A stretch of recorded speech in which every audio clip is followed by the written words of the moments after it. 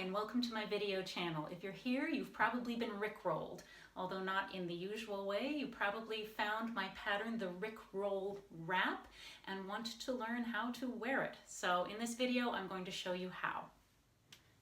First, let's make sure that we've put our buttons on correctly. I'm going to open up the RickRoll wrap so that the wrong side is facing up. Triangle 1 is over here, and this is triangle 2 over here. We're going to take the top edge, pointy edge of triangle 2 and fold it right across. And then the pointy edge of triangle 1 and fold it across its garter edge. And look at that. Looks like we're going to have a bit of a tube here.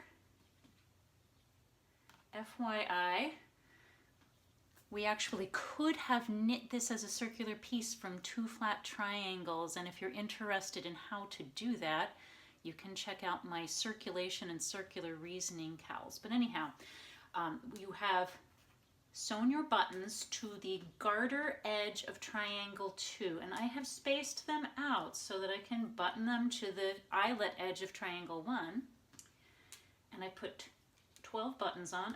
There we go, there's my 12th button. Right there. And I've spaced them out so that I can button the bottom one at the bottom, button the top one way up at the top, and I've spaced out these 12mm buttons so that there are 5 eyelets in between the 2 eyelets that I button them into. I'm not going to count them right now because I've spaced them out very nicely. And it's important to do it this way if you want to be able to button it up later on the way that I'm going to show you in just a little bit.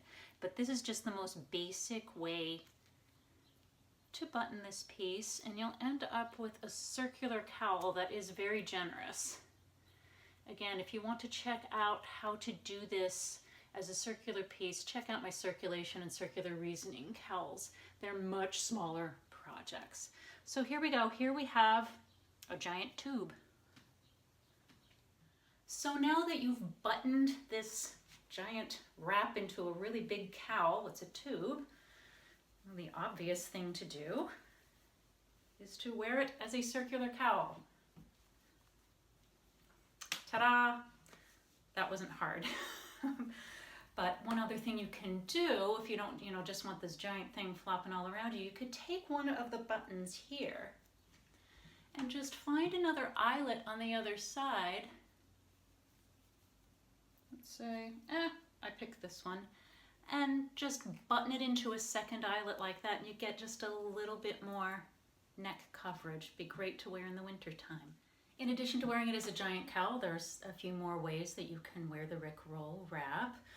In one way, I am holding this so that the wrong side is facing you. It's actually facing away from you.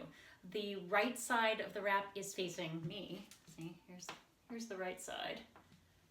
Now y'all get to see the wrong side. Okay. And the buttoned edge is in my right hand. So now I'm going to flip it around behind me. We've all done this before. And duh, the easiest thing to do is to just wrap it around your shoulders, and it's a nice little shawl. If you want to wear it as a cape, I'm going to take this top button here, and do you see how the eyelets go this way? There are lines of eyelets. I'm looking for the eyelets just at the garter edge. So I'm going to take this edge eyelet, this eyelet on the edge of this tiny little purple triangle, and I'm just gonna button it like that. And ta-da! Instant cape. You are Wonder Woman. You are Wonder Knitter.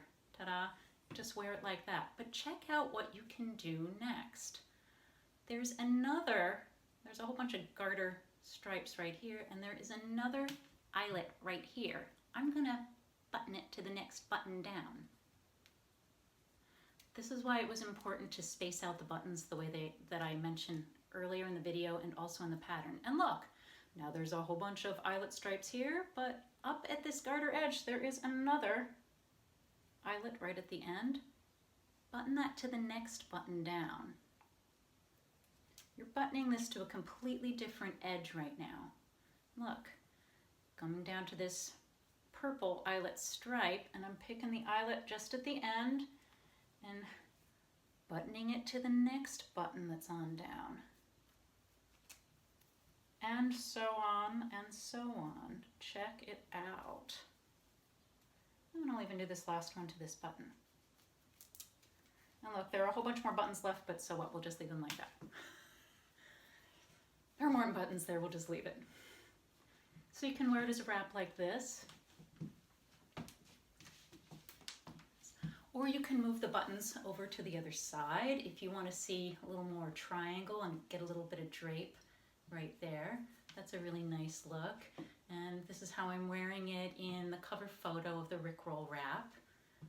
But right now I'm going to flip it back, put the buttons back over here, and show you something kind of cool. All right. See how we have this little trail of unbuttoned buttons? Let's go find that last one way down at the end. And then I'm noticing that I have this eyelet edge all the way down here. I'm going to take this one button that's, again, way down at the bottom here, at the point, and I'm going to button it, how about right there? Now look, I've got a whole line of eyelets where I can continue buttoning these remaining buttons.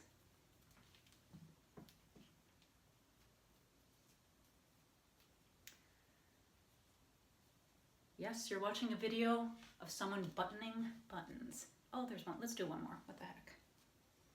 One more, and you can space them out however, button them into whatever eyelets you want along that edge.